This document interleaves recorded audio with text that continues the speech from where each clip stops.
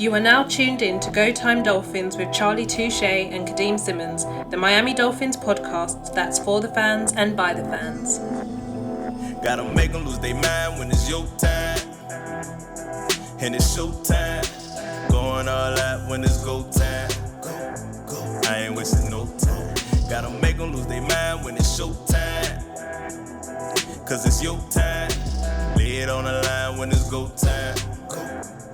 Don't waste no time.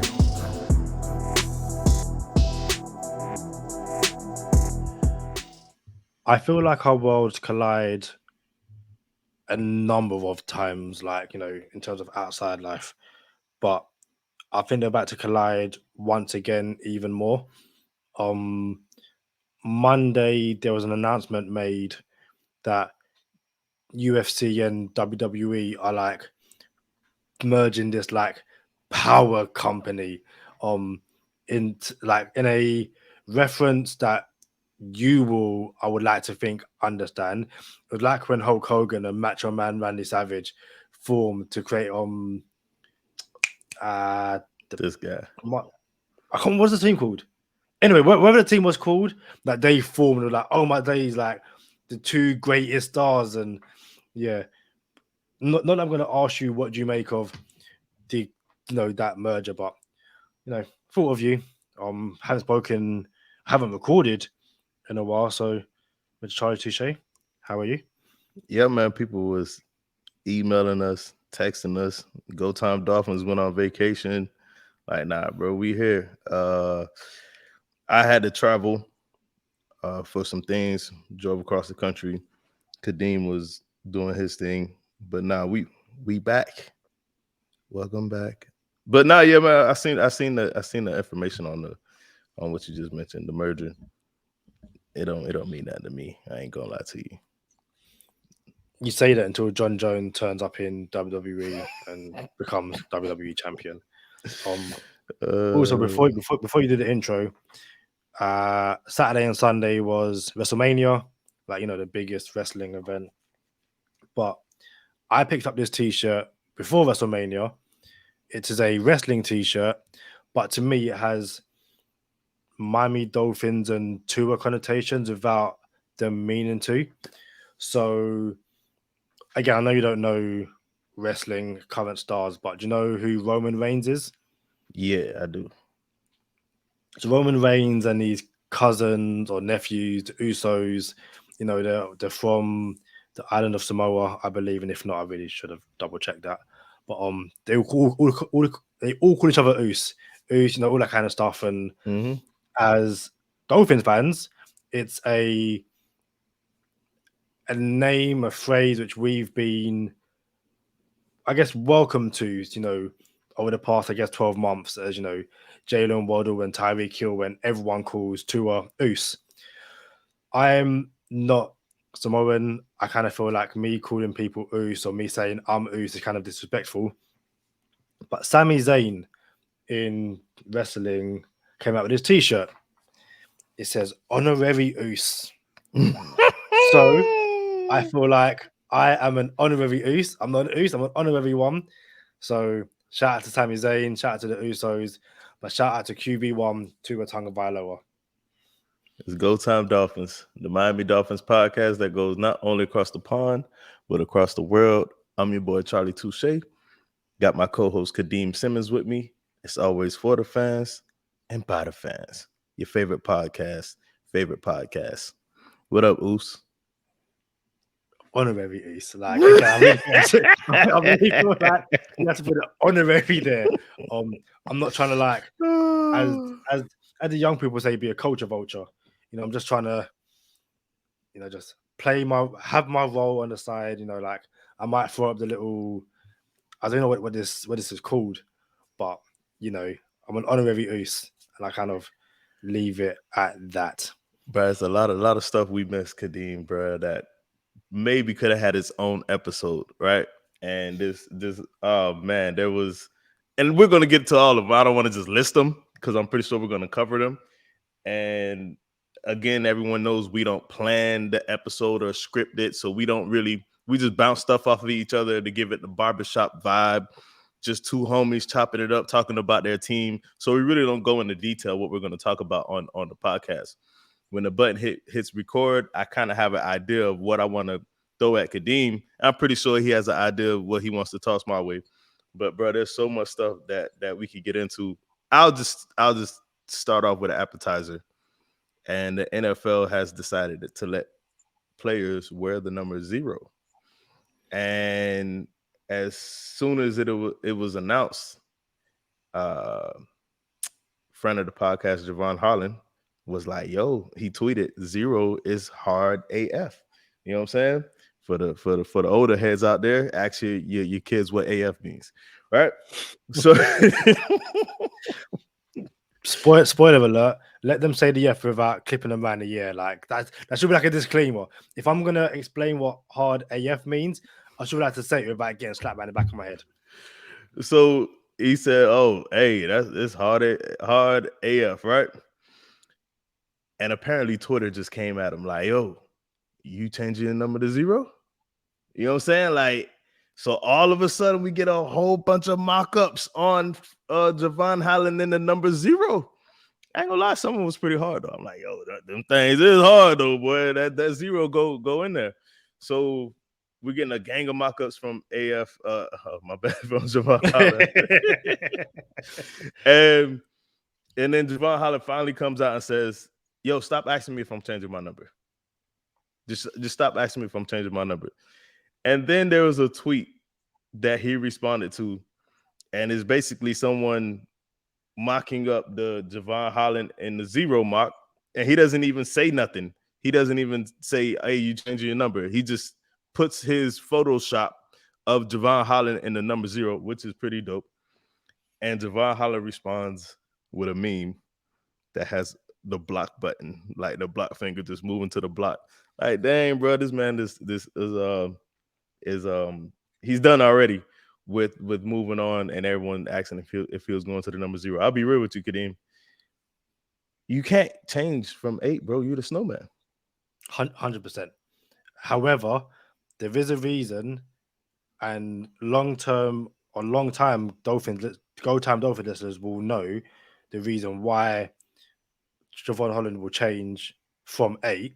Did you get a Javon Holland jersey, bro? No, I did not. But that's the only reason why he would change for 8, because as he said, he was 22. I got 22 and was like, nah, let me dust that off. So I do not have an 8 Javon Holland jersey. But if Javon Holland does change his number, that would be the reason why. And he would know. So yeah. What you got for us, Kadeem?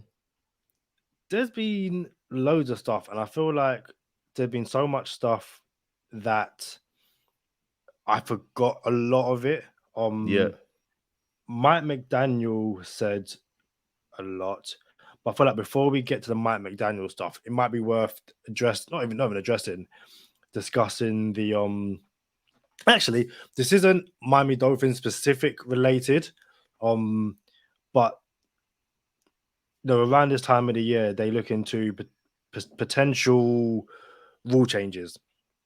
And I believe one of the rule changes that they looked at but didn't go through was being able to review roughing the passer calls. Mm-hmm. Now, that's a NFL league-wide thing, but the Dolphins had some horrible roughing the passer calls against them, like game-changing ones. I believe there's one, is it the Bradley Chubb one against the Chargers that springs to mind? What did you make of the NFL deciding to not make roughing the passer a reviewable decision, penalty, foul, whatever? I think they remember what the pass interference rule of being allowed to review pass interference. And I think they remember going down that road, and they're like, nah, we're not going to go back down this road where we're going to get hammered either way for changing it or not changing it. And it is what it is. It's a judgment call. So I think they rather just not even bark up that tree. And I think that's how they decided on it. I do think we need to find a world where everything is reviewable, and it's that simple. That way, if you only got 3 timeouts, you only got 2 challenges. So if you burn them, you burn them, and then that's it. Then you have to worry about it. So and then I guess in the 2 minutes of the last 2 minutes of the game, then it'll be, well, are y'all going to review this and stuff like that? So I do understand it, but at the same time, I think with the Sky Judge, the official in New York or whatever, should be able to make a judgment. Oh, bang, keep it moving, call it in. You know what I'm saying? And just the game could keep going. So I don't know, bro, but I'm not surprised that roughing the passer isn't a thing. Yeah, Reviewing roughing the passer isn't a thing. I'm not surprised either, and I can imagine part of the thinking is you hope that those kind of calls go for you, so to potentially lose a somewhat luck of the draw call. Listen, if it happens to you in the Super Bowl when it goes against you, the most annoying thing in the whole entire world, you're probably gonna be the first team to recommend that change on the following season. But if it happens for you, it's like, you know what? Yep, cool. I ain't gonna complain. And I also think it's for some it's probably too subjective as well. But that's a whole nother issue. Also very quickly, Durham Smythe has a new contract in Miami, I believe, running until 2025, and he also got a pay rise. Was that something you saw coming? Given people are kind of waiting for the Christian Wilkins extension, and what do you make of, or what does that mean for the Dolphins? I guess looking at tight ends in the draft doesn't mean anything at all. So Irv Smith, is it Irv Smith Smith? Jr., yeah. Irv Smith came out and said, where did Irv Smith end up going? Chicago? I thought it was Cincinnati. Oh, it was Cincinnati. You're right. 100%. My dog. So Irv Smith Jr. came out and said he was torn between Cincinnati and the Dolphins. So right off the bat, that let us know the Dolphins are in the market for a tight end. Irv Smith Jr. goes to Cincinnati. He comes out and says, I think Cincinnati gives me the best chance to win the Super Bowl. And basically, maybe I'll get more touches or targets, something along those lines. I wasn't an Irv Smith fan. Like, all right, you cool, but you cool. You know what I'm saying? So when he said it was like, okay, well, I wonder. You just wonder what else, where the Dolphins cooking up. You know what I'm saying? Like, who else were we interested in that we didn't get to go our way, or that we felt around with? Now, extending Durham Smythe, I wonder, is it because we missed out on everything that we wanted, or was this a part of the plan anyway? So it does get the wheels spinning a little bit with me. Like, does that mean we're just gonna go draft a tight end? Does it mean we're still interested in the tight end that's out there right now? We'll just revisit after the draft. Does it mean we missed out on every tight end that that was out there? And last but not least, you know me, does it mean we couldn't get Mike Gesicki for $9 million for one season? You know what I'm saying? So, and to be clear, Smythe isn't getting $9 million a season. Just to be clear, I think he got like a $2 million per season raise, which is significant when you're up against the cap because you're trying to win the Super Bowl. So yeah, it did make me think about a few things. I think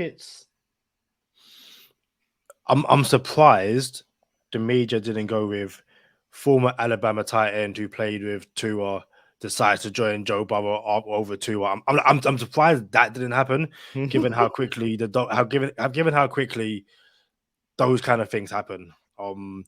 I think as Dolphins fans, when we see players join other teams who we think the Dolphins should have at least tried to get, there's this whole, well, the Dolphins aren't even trying.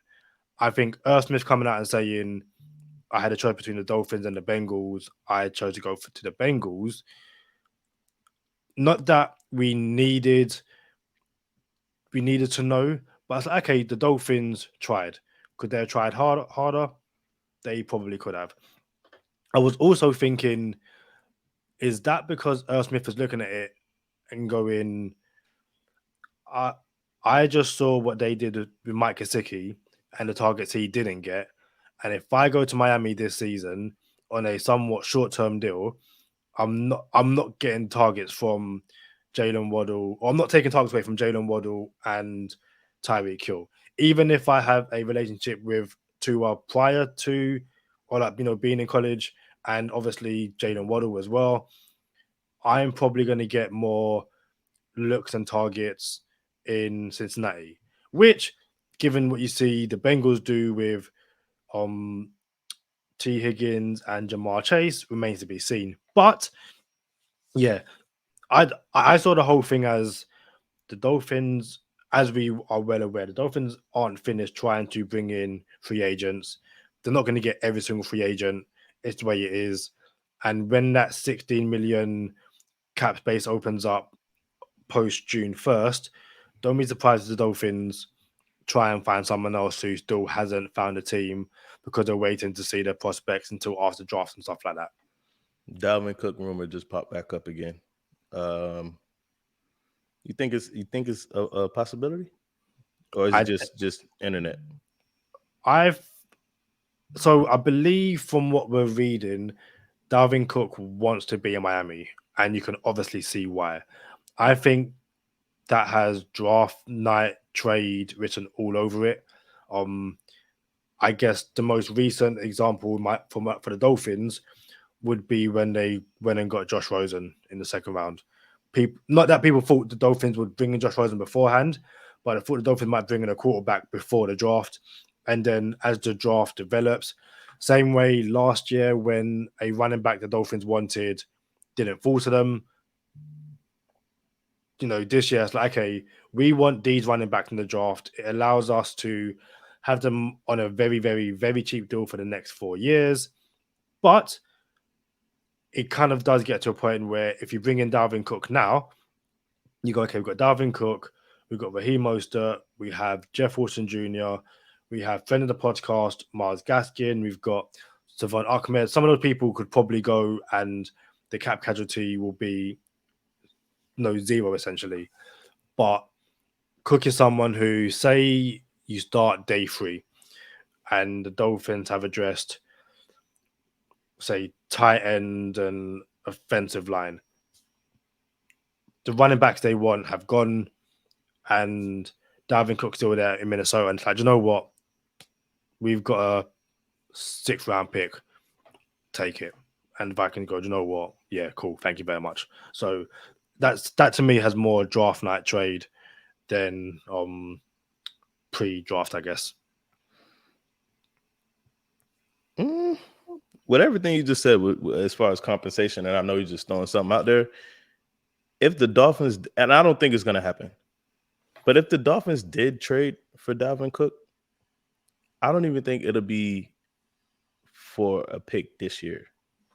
I think it'll be for a 2024 pick, because it'll be a better pick in 2024 as opposed to, for example,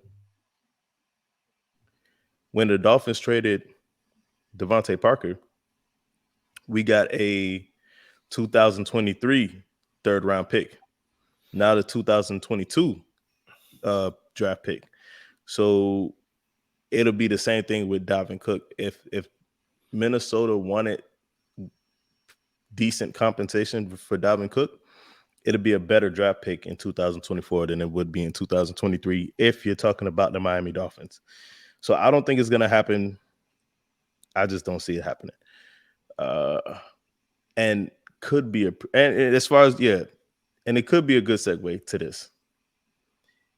Mike McDaniel had a talk with, I don't know, what's the dude's name? I'm assuming his name is Mike. If it's Mike on the mic, you know what I'm saying? Mike on the mic, right? With Mike McDaniel. So I don't remember his last name. You've seen him before. But hopefully his name comes back to me. But he was on a podcast with this guy, Mike, and they've known each other forever, real good dudes and around the industry and friends and stuff. And this Kadeem was probably the most transparent interview I've ever seen a football coach have, other than some of the Mike Tomlin interviews. Mike Tomlin tells you everything you as a fantasy football player. Like, yo, just go to Mike Tomlin. He's going to tell you exactly that. Now he's going to be out 2 weeks. Now he's going to be out 5 weeks. Now he's going to play this Sunday. Like, bro, Mike Tomlin give you everything. You know what I'm saying? So shout out to Mike Tomlin. He's very transparent. But to see Coach McDaniel, bro, on this interview, bro,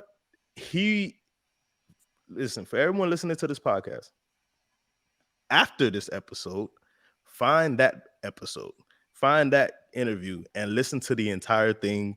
You will get answers to the questions that we all had in the summer of 2022. All of the questions get answered in that interview. From how come we didn't go after O-line, to do the Dolphins believe in Tua, to some Tyreek Hill stuff, bro. It's a lot of answers we get. It's a lot of questions that get answered in that interview. And for me, Kadeem, one of the most interesting things was the elephant in the room. Coach McDaniel comes in, he gets hired, and we have the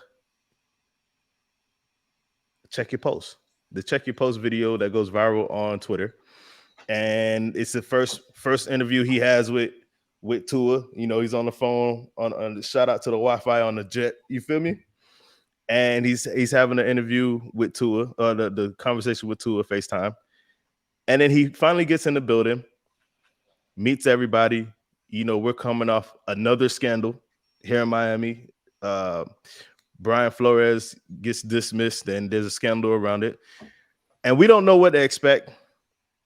It felt like we missed out on a couple coaches, and McDaniel was not the first choice. That's what it felt like. We cannot confirm or deny. So when McDaniel comes, I think a lot of people still felt good about McDaniel. I felt good about McDaniel. I think everyone here at Go Time Dolphins felt good about McDaniel, even though we didn't feel like he was the first choice.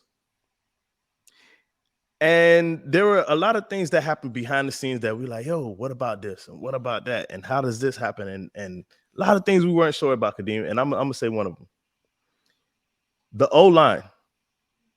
And I know a lot of people, and including us on this podcast, Chris Grier supporters, would say, yo, because Chris Grier is the GM, he gets credit and blame for when something goes good or bad. You agree?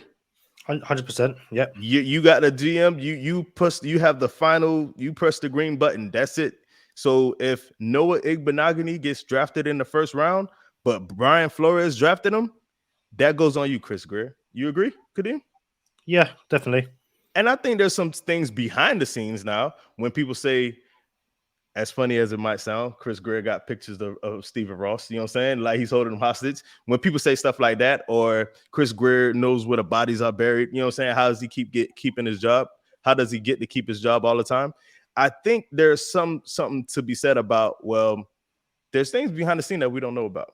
And here's one of them, but now we just found out about it. Mike McDaniel comes in the building.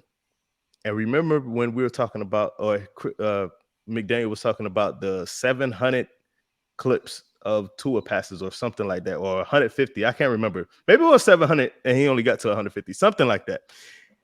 And he sat Tua down and said, bro, these are all things that you're good at, right? Apparently, and if you watch this interview, please watch this interview. It's so dope. Mike on the mic with Mike McDaniel. Open mic. There it is. Thanks. My trusty navigator. Open mic. He has this interview and he says, yeah, so I was going through these clips and I'm watching them. I'm watching Tua and I'm just, I wanted to put a couple of throws to the side so I could encourage him and tell him what he's good at so I could see what he's good at as well. And, this is, I don't want to say it's the first week of Mike in the building, McDaniel in the building, but you can tell it's one of the first couple weeks of him being with the franchise. He said it's like around March time. So yeah, it's very early on. Very early. I don't even think we made it a month. That's fair, Kadeem? Yeah. It's like give or take a month. Yeah. Right. So he's in the building now. He's going to work. He's going in his dungeon. He got his clicker and he's looking through throws that he can encourage Tua to, yo, this is what I'm gonna do with you. This is what I'm gonna use. Before he got to these clips, before he got to really see what he had in Tua, the word on the street was the Dolphins are gonna be a yards after catch kind of team. You know what I'm saying? We're gonna yak everybody to death. That's what Mike McDaniel sold everybody on. Yo, we're gonna be this yak team. And look at all the other quarterbacks that I had before. Look at the yak. The yak goes up, and then they go up on the top of the list in the quarterback rankings every time Shanahan and McDaniel comes in the building. I know I'm going long, but I'm getting there. And then McDaniel has this epiphany, bro. And he watches Tua play on all these clips, and he is flabbergasted. He goes home at 1:00, comes back to work at 3:00 in the morning to watch more clips because he's so excited. Didn't want to wake up Chris Grier like, yo, we have something here. Waits until 7:00 in the morning, calls Chris Grier like, bro, we have to have a meeting. This is true story. Y'all watch the interview. Can I interject? Interject. So to add further context to that, Mike McDaniel tells the story. It's him, the coaches, the scouts, Chris Grier. And it's like, okay, how are we going to build this team going forward? Mm-hmm. And everyone's saying offensive line. I was going to get there. Hold on. I was going to get there. So he calls Chris Grier at 7:00 in the morning. And again, y'all have to listen to this, the entire interview. It is, matter of fact, shout out to Tilly on Twitter. She tweeted it, a clip of it. And I seen the clip, and then I watched the whole interview. And I came back to the tweet and said, this whole interview is a treasure. And it is a treasure. So he calls Chris Grier, Chris Grier at 7:00 in the morning, like, yo, we have to have a meeting. So Chris Grier and personnel comes to this meeting, all these coaches, Chris Grier, the people that are important, and he's showing them the clips, the throws, and telling them, yo, this is what it is, and this is what I see. And I didn't know I was sitting on this. I know y'all boys had this. You feel me? And then this is the conversation of how we should move forward and what we should do with. Nah, bro. All right, go ahead. Okay. How did it go, Kadeem?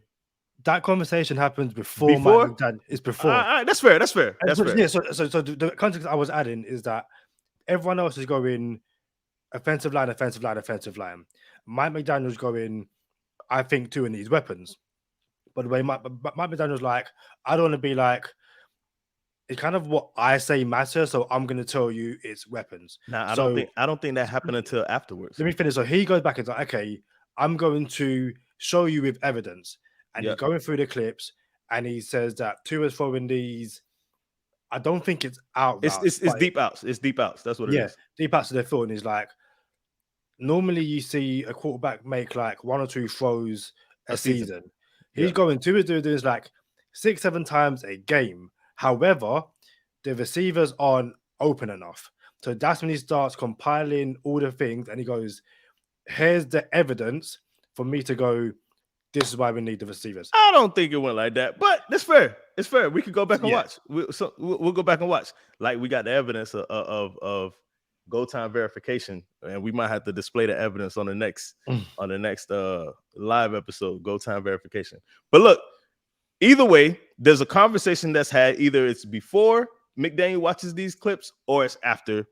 That's debatable between me and Kadeem.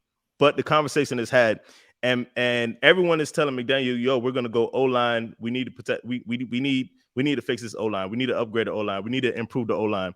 And McDaniel says, nah, he needs these type of guys, these type of weapons, these type of receivers. And I don't want to be I'm the boss, make it happen type of guy. But ultimately, that's the direction the Dolphins went, was the Mike McDaniel direction. And the O-line did not get, I won't say it didn't get improved, but it wasn't a focal point. You agree? Yes. So it wasn't priority. O-line was no longer priority because Mike McDaniel gave it the seal of like, nah, I hear what y'all saying about the O-line, but I think he even says this in the interview, like, I can make it work. And that's the detriment to a lot of coaches, bro, when they come in and not just the O-line, but in their skill set, like, oh, you know what? This is my skill set. I can fix this. Like, usually you hear about it with quarterback coaches when a coach comes in and says, oh yeah, I could save this quarterback and then I can fix him, right? It's always some type of whisperer. But McDaniel says, nah, I can fix the O-line. Just give me the weapons that I need. What you got to say about everything I just said, Kadeem? But before I give it to you, y'all watch this interview. There's so many more questions being answered in this interview. But go ahead, Kadeem. Can I ask you a question before I delve into it? What you got? Did Mike McDaniel did he put Tua in harm's way by going weapons over offensive line? Yeah, 100%. And for me, this was going back to how I began this whole thing. This is how Chris Grier gets let off the hook sometimes. You see what I'm saying? So and this is speculation now. It's speculation that Brian Flores drafted Noah Igbenogany. You see what I'm saying? Yeah. So when everyone says, oh, Chris Grier drafted Noah Igbenogany, he blew it. I think if you have common sense, you can say, bro, if he really did some of these things that some of these people say Chris Grier did, then yeah, he would be gone. But just looking from the football mind, I don't think Chris Grier drafted Noah Igbenogany over the head coach that was the general of the team and the head of the defense that said, I wanted this defensive player. So I don't think Chris Grier drafted Noah Igbenogany. So when it comes to this O-line thing, and McDaniel comes in and he says, nope, I'm not going O-line. And he puts his foot down or stands on the table or whatever you want to say he does, and he chooses to take another direction. The people in the front office know, well, this wasn't on Chris Grier. Now, whether it's now that's not up to me and you to decide, or the Dolphin fans or anyone else that has an opinion, or that's a Dolphin fan that has an opinion about Chris Grier. At the same time, I understand how we would say, well, it still falls on Chris Grier because he's the GM. But the people in the front office will say, well, we actually know how it happened, and we support Chris Grier because even though he wanted to go that direction, he didn't pull a trump card and say, nah, Mike, you're the head coach, but we're not doing this. So, but it does say if it doesn't work out, there's going to be somebody has to be held accountable for it. Now, we don't know if it worked out or not, but I got to believe it's looking real good for us right now. We made the playoffs. There's progress being made. The Dolphins O-line was 20th, and it was a revolving door, a lot of injuries. So now he doubled down, Kadeem. He's doubling down. Mike McDaniel is doubling down now and starting what it looks like Austin Jackson and Liam Eichenberg again as of right now. So this is someone who is convicted, has the courage of his convictions and saying, nah, I can really fix this O-line without having to spend, what'd he say, $12 million? I think he said that in the interview. I think what's really interesting about what he said is that he obviously will find out later on in what order things came. Mm-hmm. But what we do know and what we do agree on right now is that and my bad, Kadeem, it's not important. The order isn't important either. No. Like, it's not important at all. But he wanted weapons. Everyone else wanted offensive line.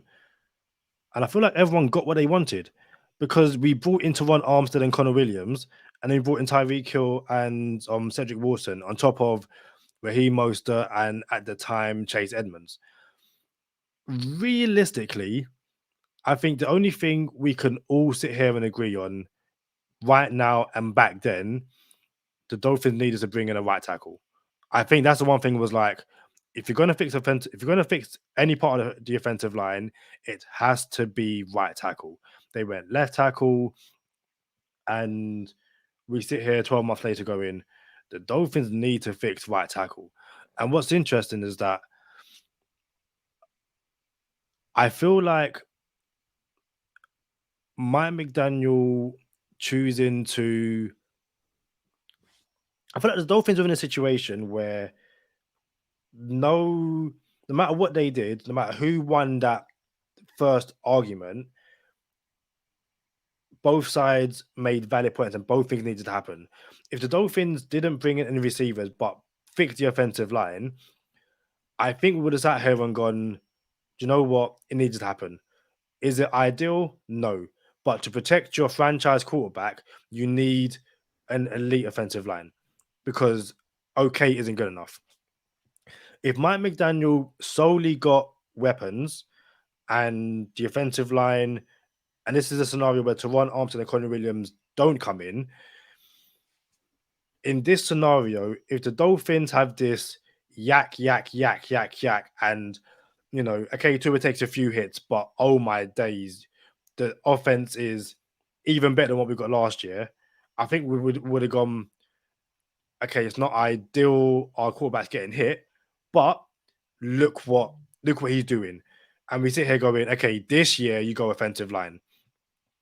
What I don't understand is that, in my opinion, they went offensive line and weapons. You have this or we don't have to have this conversation, but the season finishes. Tua suffers 2 major concussions, and you don't go offensive line. You go, yeah, we're good. And I feel like if Mike McDaniel said they had that conversation this year, it would have made more sense to me, given that they got offensive line help last year. Does that make sense? I think what it says is, Kadeem, that they, and I want to say Mike McDaniel genuinely believes that he had the fix for the O-line. And one can argue he was right. I would not argue it, but I am open to the conversation because I could debate both sides. And a pro for that side of the argument is they were ranked 20th with over 12 injuries on the O-line. So if you were ranked 20th when post Mike McDaniel on the O-line, and you probably not going to have as many injuries on the O-line this year, that probably means you're going to be ranked higher than 20th this year. So with that logic, I can understand where he's coming from. But do I agree with it? No, I don't. But in terms of, if Mike McDaniel said that at the end of the season, the reason why through free agency so far we brought in no genuine addition to the offensive line is because I think we've needed skill positions over offensive line. To me, that conversation makes more sense this year. Last year, given that they brought in Teron Armstead and Conor Williams and bolstered the offensive line, as well as bringing in weapons, it's like, if anything, everyone won. However, while the offense looked great, your offensive line, through no fault of your own, couldn't stay healthy. And even when it did, there were still too many moments where it's like, this isn't good enough from certain individuals. You have to go and improve on it now. Like, I feel like you got away with too much last year. Mm-hmm. And even that was like, yo, like we're screaming, let's go trade for this person, pick up this person. Mm-hmm. And it's like Mike McDaniel, Mike McDaniel got things wrong that we both sat here and gone, clock management, all that kind of stuff. Mm-hmm. Having an interview is like, is it something about when coaches come into Miami, they ignore the offensive line because you're still ignoring a glaring issue, despite the fact that what we saw last year wasn't good enough. You might think it's good enough, and obviously your opinion holds the most weight. Mm-hmm. But how can you think that what we saw from the offensive line last year was good enough? Before I hand it over to you, there's a touchdown against the Browns to Jalen Waddle. Tua drops back. Jalen Waddle runs from right to left, touchdown. Brandon Shell, playing right tackle, drops back and the defensive ends on his inside, Brandon Shell's got no one. Like no one comes off the edge. And the rest of the offensive line holds up, has someone. Brandon Shell has no one. And everyone's like, the reason this is a touchdown is because Tua's ability to get rid of the ball extremely quickly. But this is what people are saying is like, how could you have, and we all know Mike McDaniel's gone back and watched every single touchdown, every single play. More than How once. could you have seen, and there's other examples, but how could you have seen this clip in particular and not brought in at least more competition at right tackle as of right now? We might sit here in less than a month's time and go, they brought in the right tackle. Do you know what?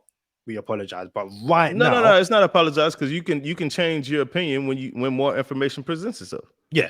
But right now, and again, like I said, having that interview, I'm like, did you not learn anything from your first 18 games in charge? Because it's like, if you still think offensive line doesn't need to be addressed, and Austin Jackson, Fender Podcast, Austin Jackson, and Liam Eichenberg are the answer, I have no idea what question you've got, because we've all got different questions right now.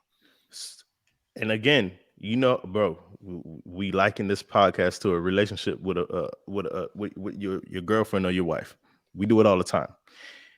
And I gotta be real with you, Kadeem. I rock with Coach McDaniel so much more. And I liked him before the interview. I love him now because his actions speak louder than his words. And his actions have gotten him. Where's my English? How should I say this, Mr. Englander?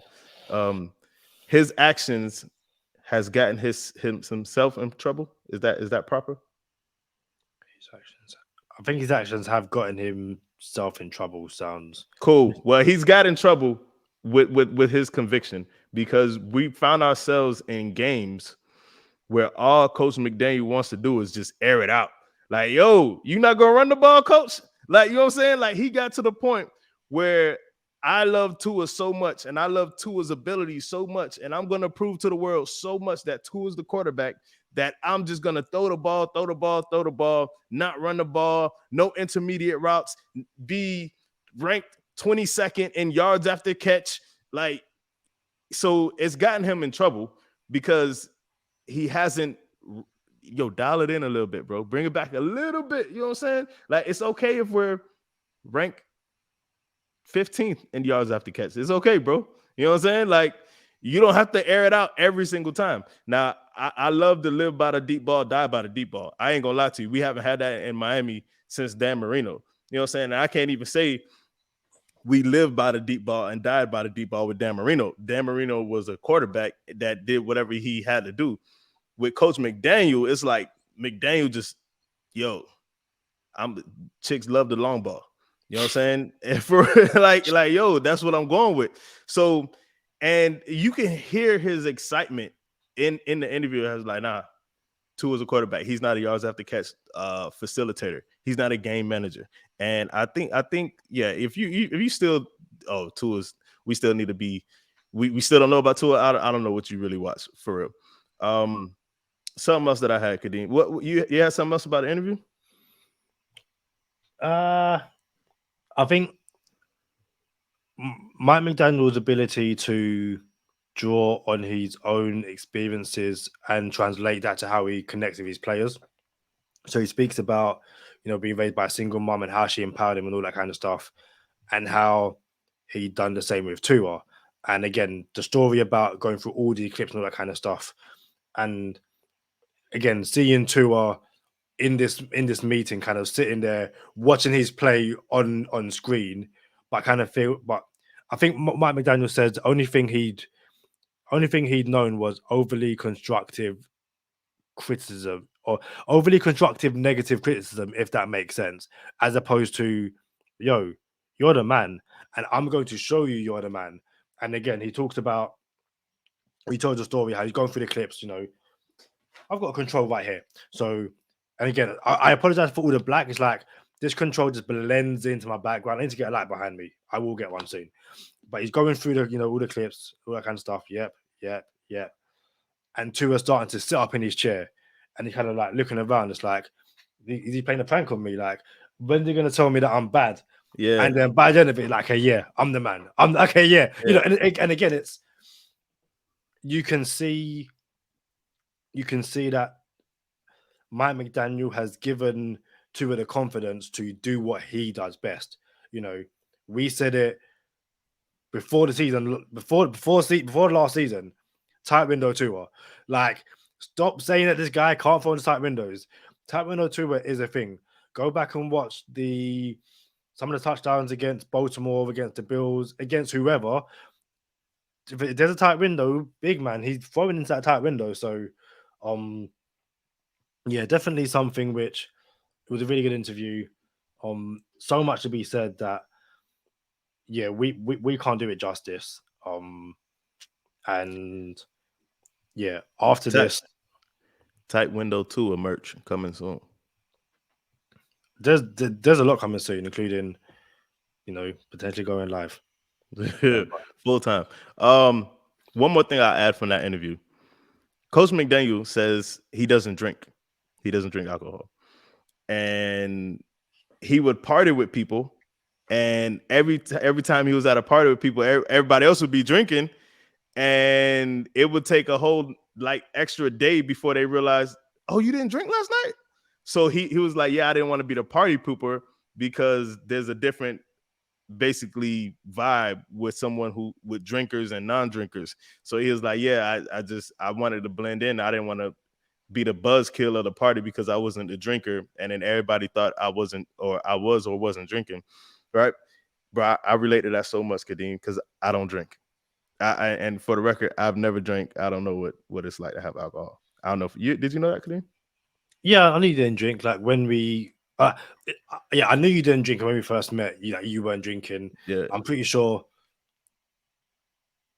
Obviously, I was very drunk the first time we met. Very drunk. But obviously, the second time we met, I wasn't drinking because I was working. But I'm sure we've had plenty of drunk conversations, or you've heard drunk stories. Like drunk story. Yeah. First time I met Hannah Montana's entire family, extended family, got really drunk. She was in her bridesmaid's dress for her sister's wedding, and I threw up all in her hair and on her dress. I was that drunk, yeah.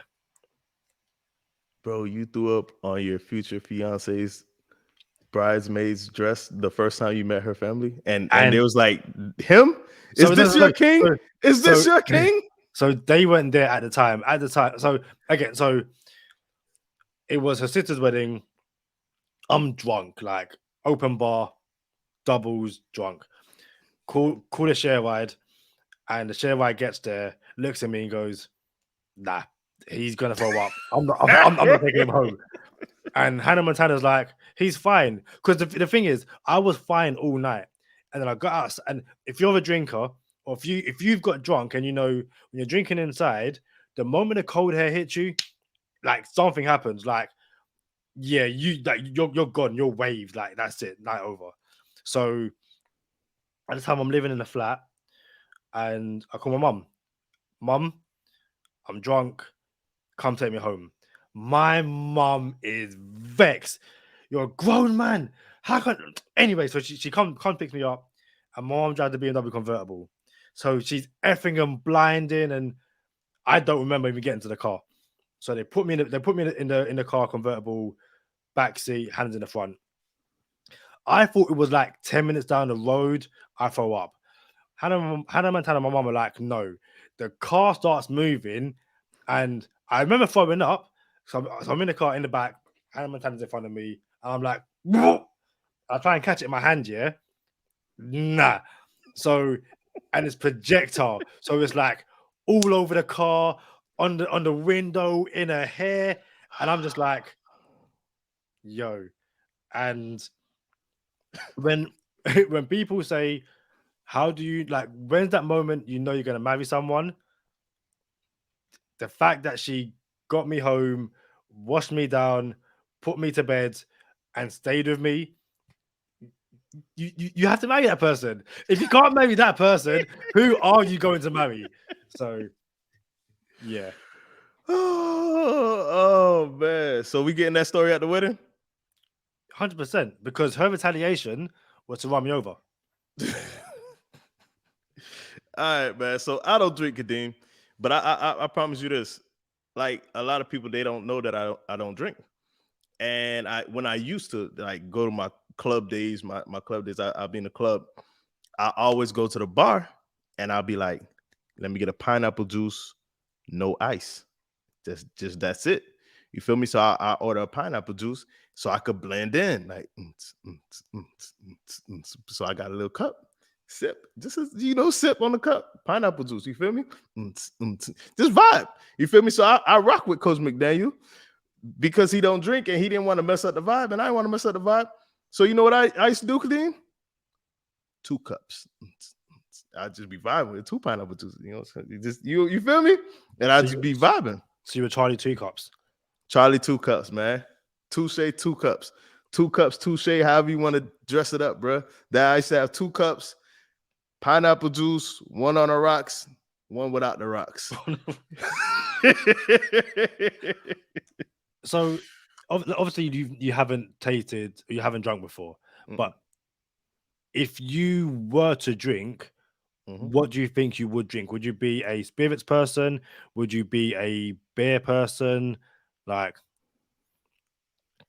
well, it's crazy. It's funny because I used to have a bar in my house. Go figure. I had a whole bar. I had dark liquor on one side and light liquor on the other side, white liquor on the other side. And I had some exclusive stuff too, bro. I'm like, yo, it was it. But I guess if I drank, bro, I would probably start off with like Bailey's, the coconut. Bailey's is so nice. You know what I'm saying? Like that I feel like that'll be my vibe, bro. I wouldn't be a dark Hennessy person. You know what I'm saying? That would not be my vibe.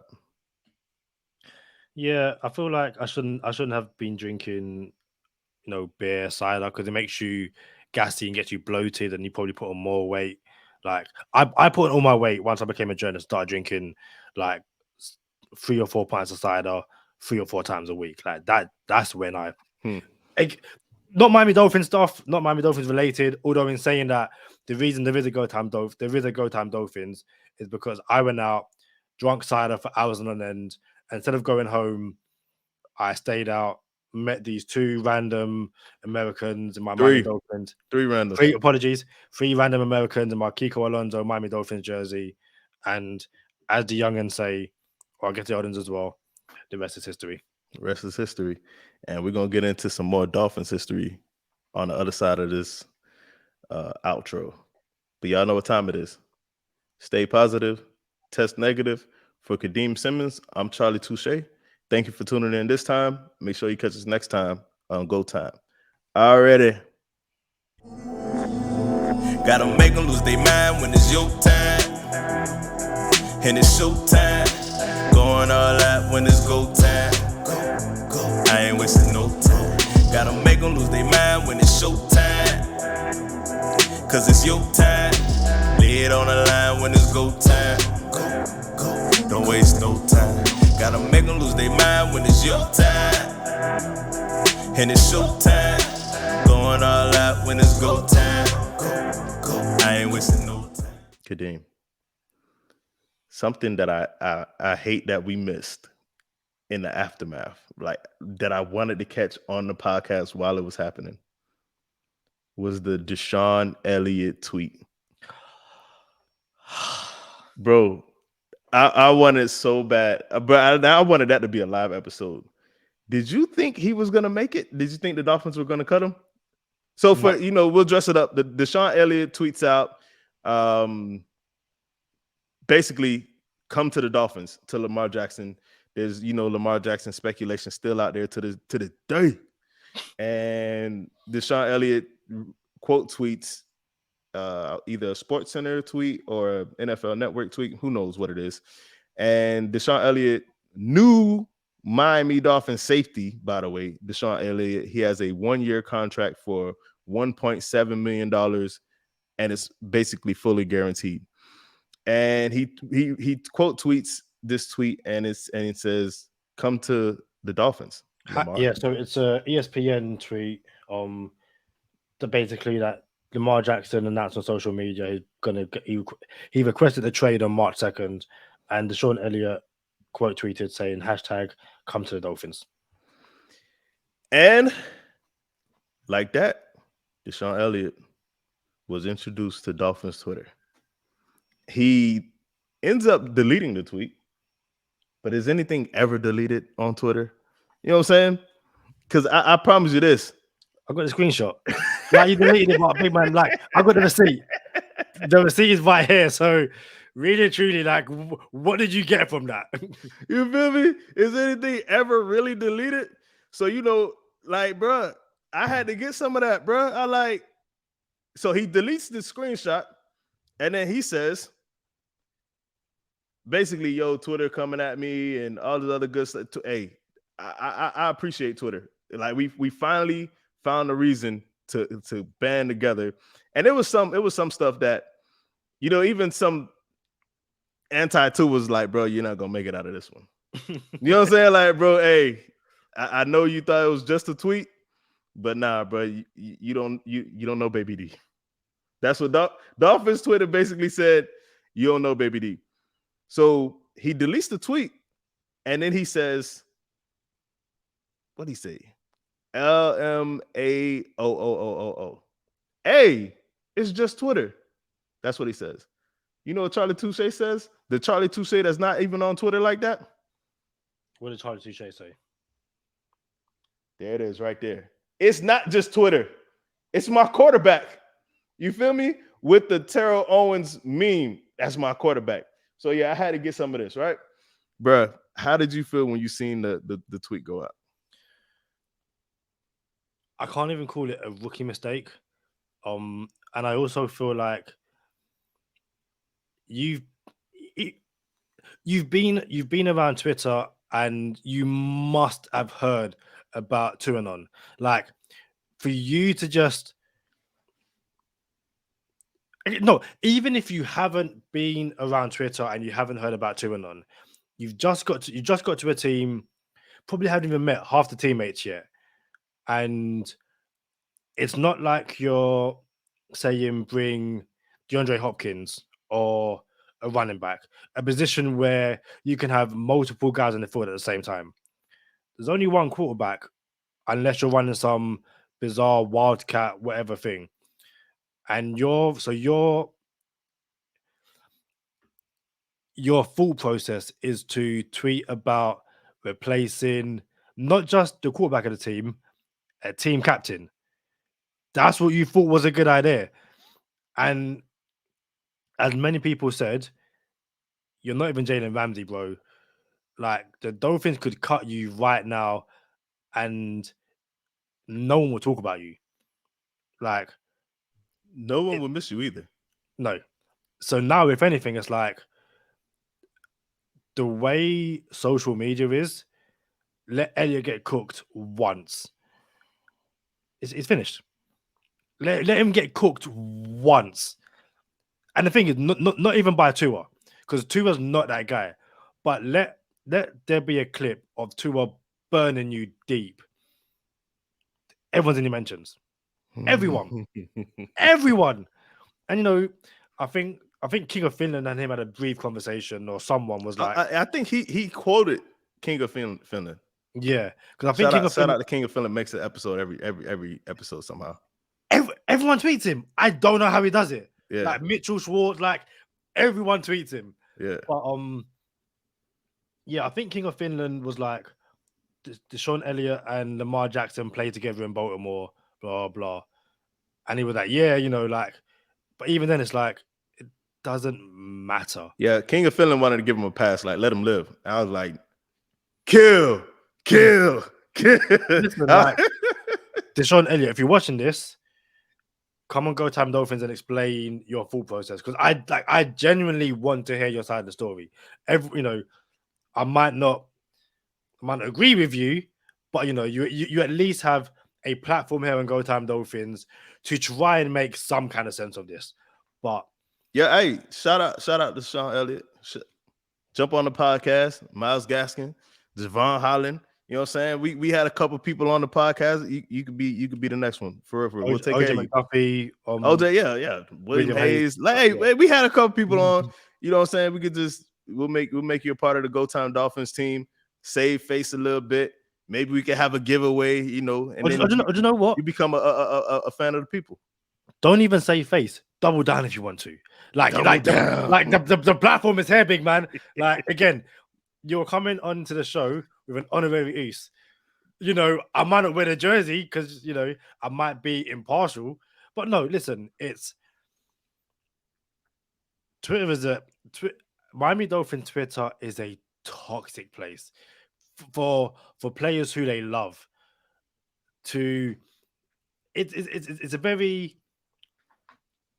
It's very much getting into a car, sitting down, and as the car takes off, someone throws up in the back of your head. You don't see it coming, but it's a rude awakening. It's like, yo, did that really happen? Like, yeah. Hey, I ain't gonna lie, I would have ended there because it was so good, but I gotta go here. Deshaun Elliott, you ever come to the podcast? I'll make sure my co-host gets one of your jerseys.